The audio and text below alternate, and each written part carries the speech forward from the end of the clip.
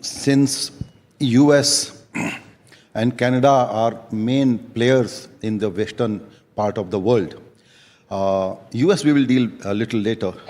But what about Canada situation? How are we dealing with it? Now, have we contained just it? imagine, some time ago you would have said, Canada we will deal with later, let's talk about the US. So now, for some inexplicable reason, you are saying US baad mein baat karenge, chalo Canada ki baat karte. US is not problematic for us. No, that's true, I agree. I agree. Yeah. US is not problematic for us. But Canada is, even though it's a lightweight. Unfortunately, I agree there also. But such a wonderful people-to-people relationship, and now it is a struggling economy and whatever. But why Trudeau will be doing this? I think, that's a question you need to have Trudeau here, not Jaishankar, to answer. I can only speculate. Look, to some extent, I think there is a general Western issue, and to some extent, a very specific Canada issue. I think the Western issue has been, after all, let's be frank, the world order after 1945 was heavily Western. I mean, it was before 45 also in an imperial colonial sense. And after 1990s, it was again very, very Western. So what has happened, you can say, in the last 20, 25 years, is that there is what you can call a rebalancing, a multipolarity. Many non-Western countries have a bigger share, a bigger contribution, a bigger role, if you would, and a bigger influence which will naturally come. So the equations, in a way, between the West and the non-West, I think is changing. And it's not easy to adjust to that. If you've been dominant and you are less dominant, if there was a time when, in the conversation you were looking up and I was looking down, and now the conversation is no longer like that. It takes a little bit of getting used to. So I would say, in a broad way, on multiple subjects, today when the natural diversity of the world has started to express itself, when many more countries, and particularly many more large countries like India or China, have points of view and positions to take, there will be contestations, there will be frictions, there will be arguments. So it won't be so smooth. That's a larger picture. Where Canada is concerned, I think there are some very specific issues. I think a lot of people know that. You are right.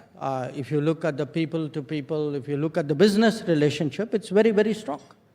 For a lot of people, it is very difficult to imagine that we could reach the state of relations that we have today. So why has this happened?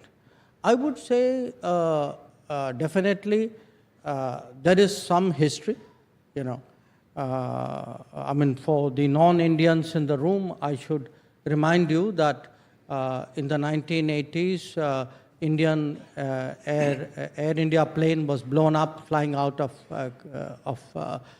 Canada, and in many ways that's a kind of a overhang, because it wasn't just an incident, it was a reflection of something which was going on there. But at a time when many people felt that, look, that's all behind us, I think developments in the politics went in a different direction, and we are seeing to some degree the consequences of that. So again, I give you the first observation that, the broad attitude versus the specific. And I'll give you 2-3 examples of it. Canada has just they asked us to subject our High Commissioner to a police inquiry, you can say, and we chose to withdraw the High Commissioner and diplomats. Now, look at it. They seem to have a problem if Indian diplomats are even trying to make efforts to find out what is happening in Canada on matters which directly pertain to their welfare and security. But look what happens in India. Canadian diplomats have no problem going around collecting information on our military, on our police, profiling people, targeting people to be stopped in Canada. So apparently, the license that they give themselves is totally different from the kind of restrictions that they impose on diplomats in Canada. Or even take the press. I'm at a press event. Now, when we tell them, saying, look, you have people openly threatening leaders of India, diplomats of India. Sometimes the threat is not just verbal, it's physical. So their answer is freedom of speech. Okay?